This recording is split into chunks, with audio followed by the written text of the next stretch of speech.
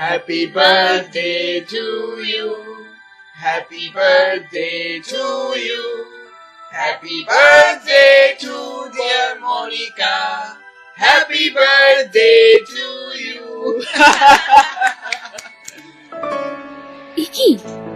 কি করেছিস তোরা? শুভলক্ষ্মী, তুই কি করে এলি? তুই তো দেশের বাইরে ছিলিস। হ্যাঁ ডার্লিং, হ্যাঁ, শুধুমাত্র তোর জন্মদিনের জন্যই এসেছি ভাই। আমি তো ভাবতেই পারছি না। আমি খুব খুশি হয়েছি, বিশ্বাস কর। All credit goes to Sandy. ও না থাকলে আজকের এই আয়োজন, এত দিন পর আমাদের সাক্ষাৎ, কিছুই হতো না রে। Thank you Sandy. ছাড় তো শুভলক্ষ্মীর কথা, ওর সব কথায় রং চড়ানো দরকার, জানিস না? এই জন্যই বলে কারোর ভালো করতে নেই। অনেক হয়েছে, নে এবার কেকটা কেটে ফেল তাড়াতাড়ি। এত বড় কেক? স্যান্ডি, কি করেছিস তুই এসব? এ তো কিছুই নয়, এরপর আরো বড় সারপ্রাইজ অপেক্ষা করছে তোর জন্য। যদিও ওগুলো তোকে সঞ্জীব, রাতুল আর মোহনাই বলবে। স্যান্ডি, তোর এই ভনিতা করা স্বভাবটা আর গেল না, না? কি সারপ্রাইজ এক্ষুনি বল, শুনেই আমার পেটটা কেমন গুড়গুড় করছে। আসতে পারি? সমন্বয়, তুই? ওদের ওখানে গিয়ে যখন পৌঁছলাম, একটা আলো ঝলমলের সন্ধ্যা ফ্ল্যাটের চার দেওয়ালে উদযাপন চলছে। আমায় দেখে ওরা খানিক বিস্মিতই হলো।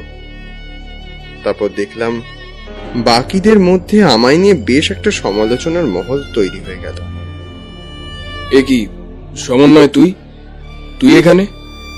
আমি হাসি মুখে দাঁড়িয়ে রইলাম শুধু। মনিকা একটু ইতস্তত করে বলল, সমন্বয়, এসে ভালোই করেছিস। আয় না, তুইও এই পার্টিতে এসে আনন্দ কর। আমি জানতাম মনিকা কখনো আমায় ফেরাবে না। না রে, আমি এই পার্টিতে থাকার জন্য আসিনি। আমি এসেছিলাম তোর জন্মদিনে একটুখানি এই উপহারটা দিতে।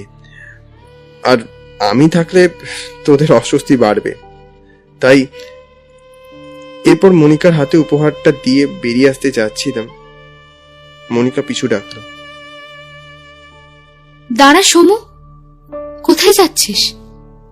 উপহার দিয়ে তুই চলে যাবি, এটা হতে পারে না। আমার জন্মদিনে যখন এসছিস, তোকে খেয়েই যেতে হবে। স্যান্ডি যেন আরো অস্বস্তিতে পড়ল। কাকে যেন বারংবার ফোন করার চেষ্টাও করছিল। কি হচ্ছেটা কি মনিকা? স্যান্ডি, চুপ কর। যেটা বুঝিস না সেটা নিয়ে কথা বলিস না একদম। এই চল চল, সবাই কেকটা কাট। হ্যাঁ চল।